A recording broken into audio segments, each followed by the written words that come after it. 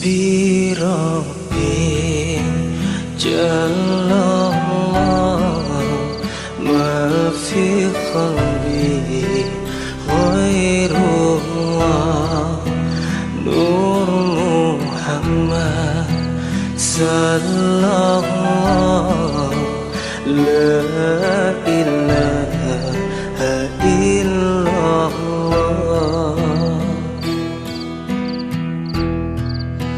Alhamdulillah, kita panjatkan puji syukur kehadirat Allah Subhanahu wa taala. Pada siang hari ini masih kita diberikan umur yang panjang oleh Allah Subhanahu wa taala dalam keadaan sehat walafiat. Mudah-mudahan ketika kita hadir di majelis membaca salawat, mengaji, mempelajari satu daripada sejarah dan pelajaran yang dibawa warisan dari baginda Nabi Muhammad SAW ini akan menjadikan hidup kita diberkahi oleh Allah Subhanahu wa taala dan menjadi wasilah daripada kesalahan kita diampuni oleh Allah Subhanahu wa taala, dan sehingga mudah-mudahan kita mendapatkan ilmu yang bermanfaat fid dunya wa fil akhirah. Amin Allahumma amin Allahumma amin. Hadirin wal hadirat yang dirahmati oleh Allah Subhanahu wa taala, ketika Al-Imam Hasanul Basri ditanya oleh para muridnya tentang kebahagiaan, maka Al-Imam Hasanul Basri mengatakan semua orang berhak untuk bahagia dan berhak untuk mendapatkan kebahagiaan dunia akhirat. Lalu mereka bertanya, dengan apa wahai Imam Hasanul Basri kami bisa mendapatkan kebahagiaan di dunia dan kebahagiaan di akhirat?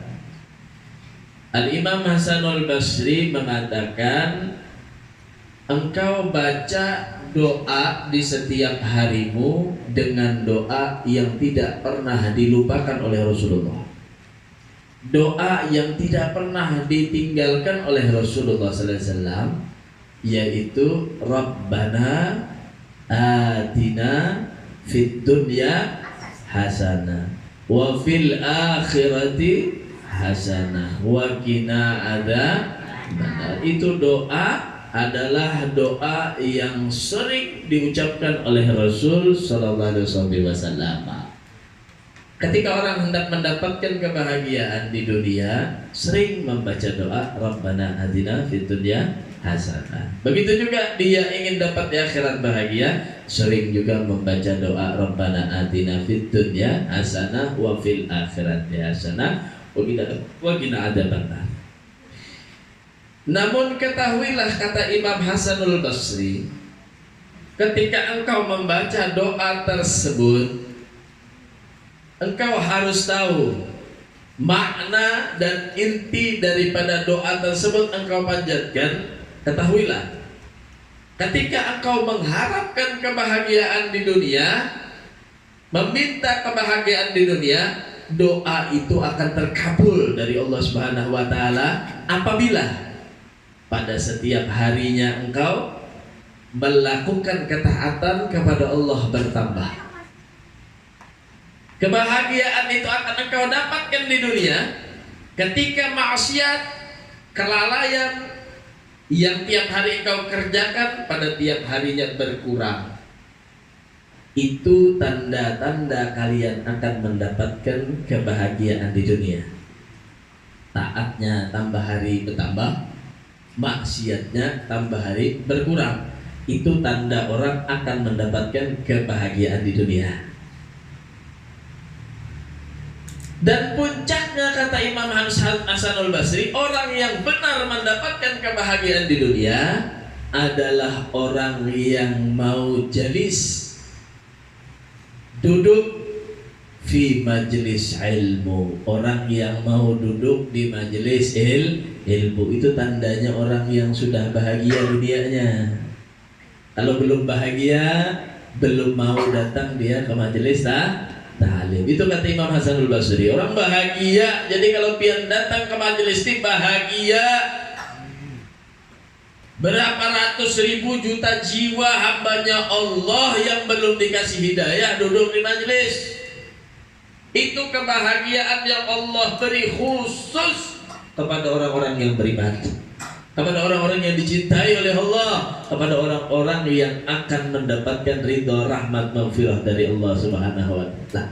Jadi ketika Hasan al-Basri, ketahuilah doa yang selalu kalau kalian panjatkan, yang Rasulullah selalu panjatkan, yang Anda ikuti selalu mendapatkan kebahagiaan dunia akhirat adalah ketika Anda dipilih Allah untuk duduk di majelis. Kebahagiaan di dunia adalah ketika orang dapat duduk di majelis. Wa fil akhirati hasanah, dan kebahagiaan di akhirat itu juga nanti kata Imam Hasanul Basri ketika dia duduk juga di majelis. Akan tetapi di dalam surganya Allah Subhanahu wa taala.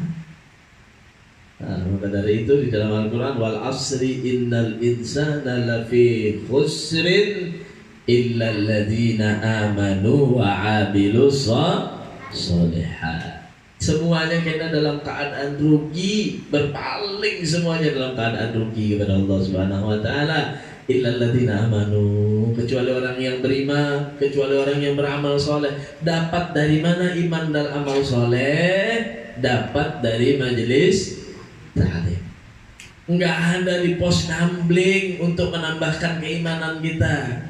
Enggak ada depan TV untuk menambahkan gemar kita beribadah kepada Allah. Semangat kita untuk dekat kepada Allah, semangat kita untuk beramal kepada Allah didapatkan ketika kita sudah ada di majelis taklim.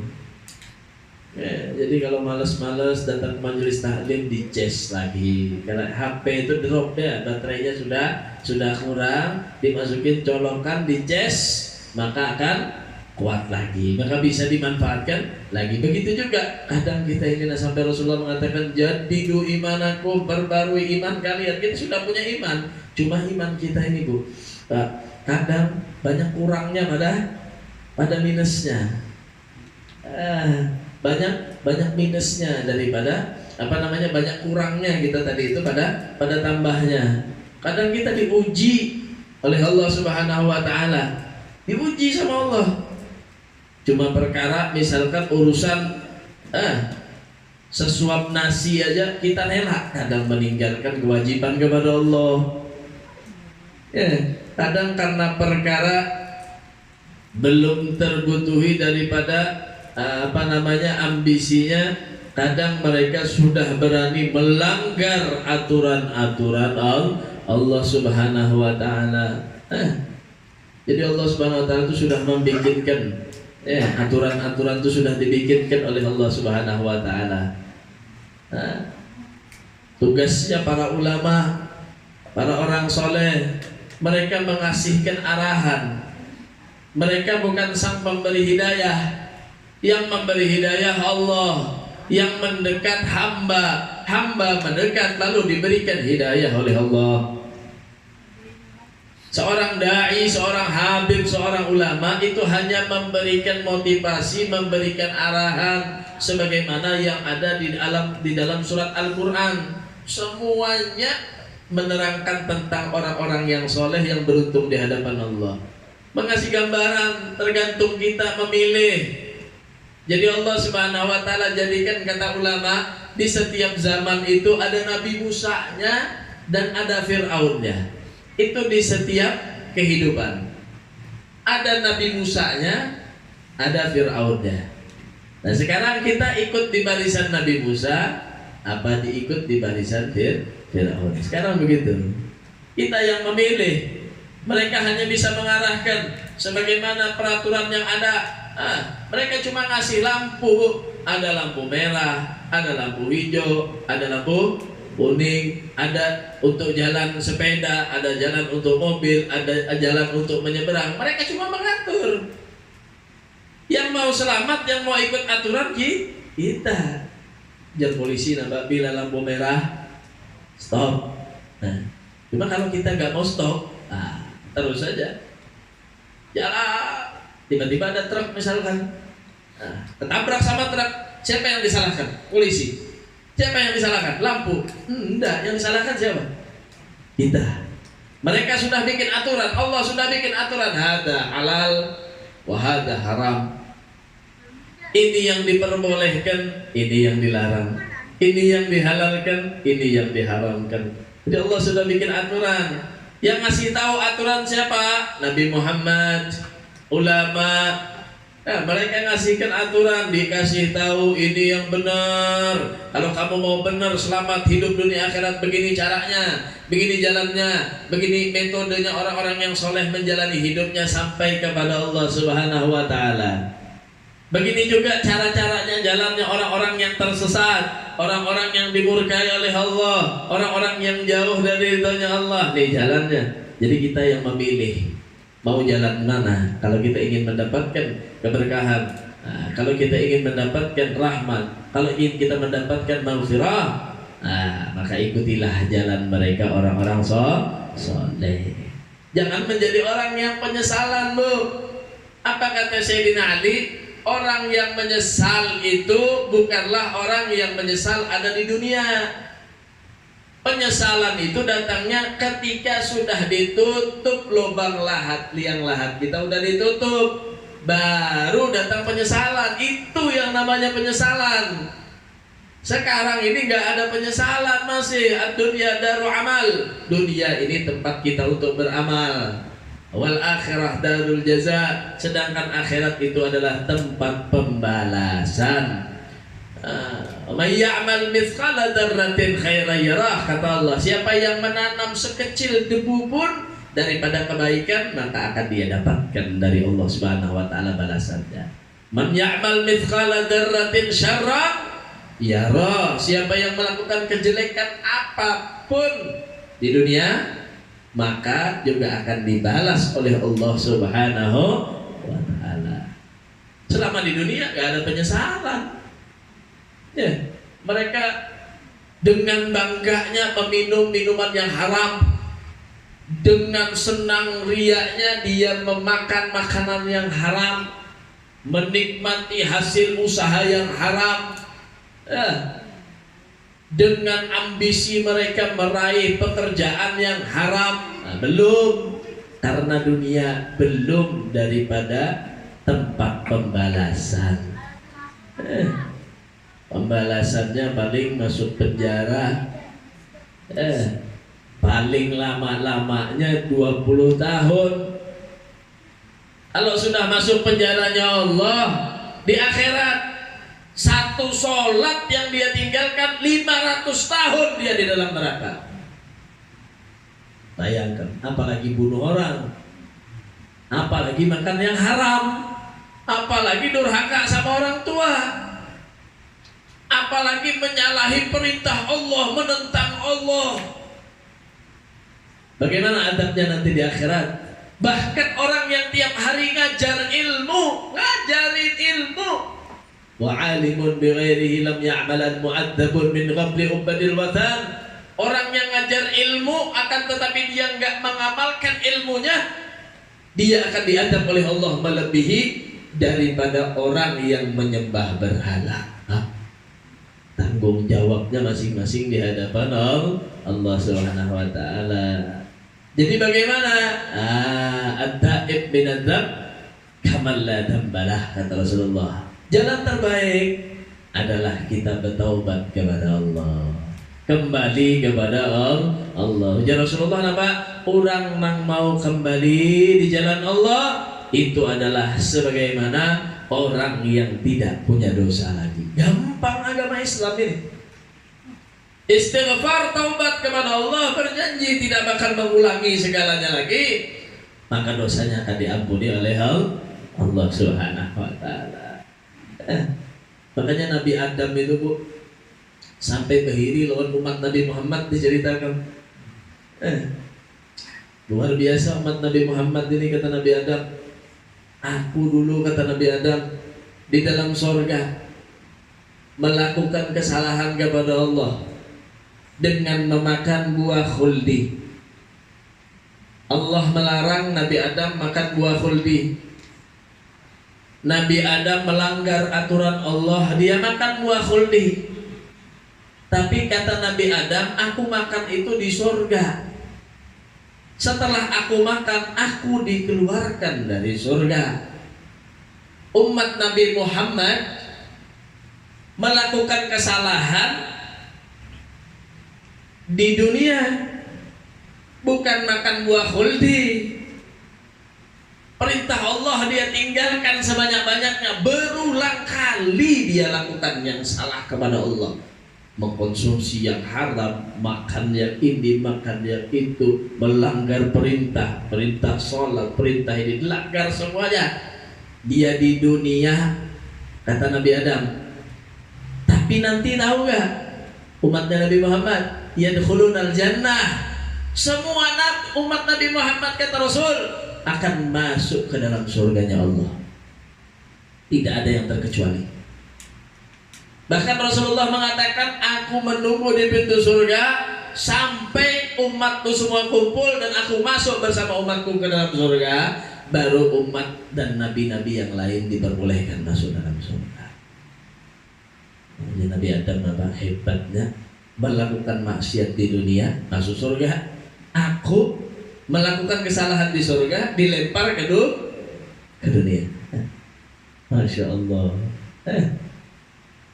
Kemudian kata Nabi Adam, ketika aku memakan buah khuldi, aku diturunkan di surga, dari surga ke dunia tanpa sehelai kain pun.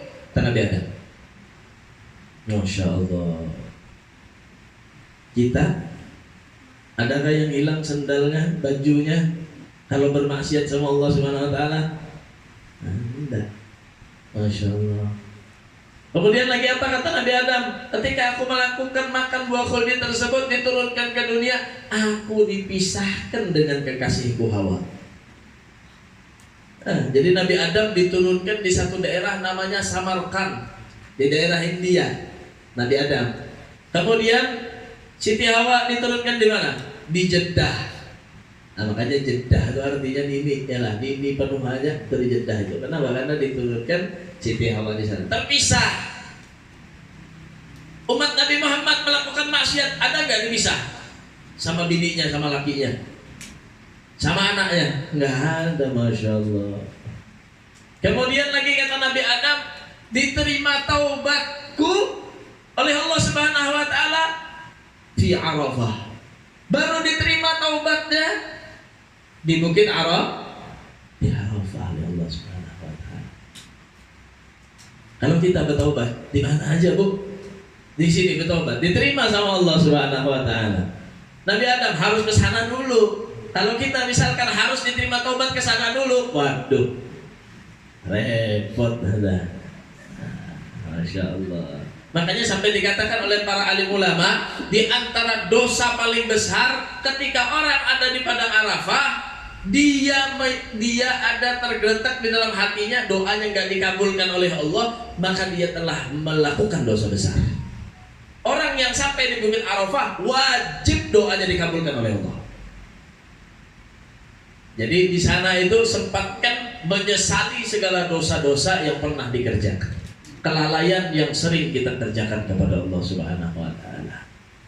Abul Bashar, Nabi Adam alaihissalam diampuni kesalahannya oleh Allah Subhanahu Wa Taala. Jadi itu berkah yang Allah Subhanahu Wa Taala berikan. Nah, walhasil ketika kita sudah sadar diri kita ini harus mendapatkan kebahagiaan dunia, kita harus dapatkan kebahagiaan itu. Jangan sampai kita menjadi orang yang paling menyesal ketika kita hidup di dunia, apalagi di akhirat. Ini orang hidup di dunia, ambisinya dunia aja, enggak dia dapatkan dunia, hidupnya melarat, meninggal karena dia terlalu cinta dunia, melarat, masuknya karena dia enggak sholat, karena dia tidak beramal, karena dia tidak mengerjakan kebaikan, masuk neraka lagi. Nah ini ya, sudah hidup melarat, masuk neraka. Nah, kalau melarat masih masuk surga, bagus. Ini sudah melarat masuk neraka. Nah ini yang naudzubillah, summa naudzubillah min dzalik. Sering panjatkan doa Rabbana atina fid dunya hasanah wa fil akhirati hasanah wa qina adzabannar. Kemudian diserasikan dengan keseharian kita hari-hari, tiap hari. Kata Imam Hasan Basri, ya paling tepatnya tadi apa? Ketika kita sudah berusaha diri kita hadir di majelis taklim, itu tandanya kita sudah mendapatkan kebahagiaan dari Allah Subhanahu Wa Taala fid dunya. Di akhirat nanti kita akan dikumpulkan juga semacam ini. Bahkan Rasulullah itu jalan di kota Madinah. Kata Rasulullah SAW melihat orang yang sedang mengkaji. Jadi para sahabat Nabi itu kadang dia duduk-duduk sambil tanya, mudzakarah bahasanya, sambil bermusyawarah, sambil bertanya. Nah, itu pun disebutkan oleh Nabi Muhammad SAW sebagai kategori majelis. Apalagi di Masjid Nabawi, Rasulullah melihat, oh, sahabat Nabi kadang sebagian kelompok kumpul di sini belajar fikih, yang di sini kumpul belajar Al-Quran, yang di sini kumpul belajar ilmu agama, belajar ini, belajar ini. Ini dikatakan oleh Rasulullah SAW majelis. Dan apa kata Rasulullah? Apabila engkau berjalan dan engkau menemui orang yang sedang duduk bermajelis, artinya mengkaji ilmu, jangan sampai engkau cuma lewat, mampir, duduk, mendengarkan. Kenapa? Karena kata Nabi, ketahuilah bahwasanya orang yang duduk di majelis sama dia sudah duduk di depan kebun surganya Allah Subhanahu wa ta'ala. Kalau sudah masuk di dalam kebun surganya Allah, insya Allah orang tersebut akan masuk surga. Nah, jadi Rasulullah SAW mengajarkan. Bahkan Abu Hurairah setelah meninggal Rasul SAW, dilihatnya masjid ini yang aslinya ramai sebelum Rasulullah meninggal, setelah Rasulullah meninggal masjidnya kurang, biasa jamaahnya berkurang. Nah, ini biasa pengajian dan semacamnya itu semacam ini tadi, bila gurunya kada datang, majelisnya kurang, kosong. Ya. Jadi Hasbi Rabbi Jallallah ma fi qalbi ghairullah Nur Muhammad sallallahu la